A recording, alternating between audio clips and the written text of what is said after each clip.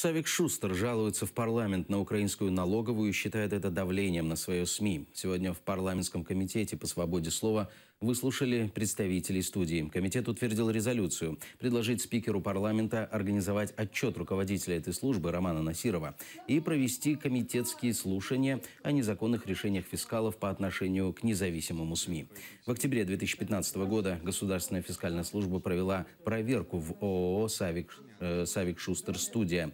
По ее результатам студию обвинили в финансовых нарушениях на сумму свыше 13 миллионов гривен. Мы просим, именно настаиваем на следственной комиссии, когда депутаты это рассмотрят, вынесут свое решение. Дальше, если мы виноваты, значит, пожалуйста, к нам применяются штрафные санкции согласно закону.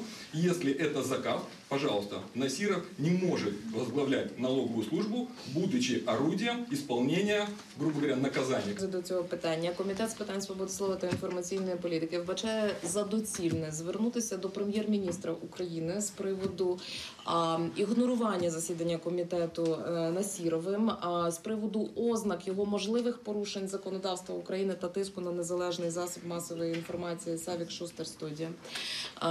З пропозицією розглянути це на рівні його як прем'єр-міністра.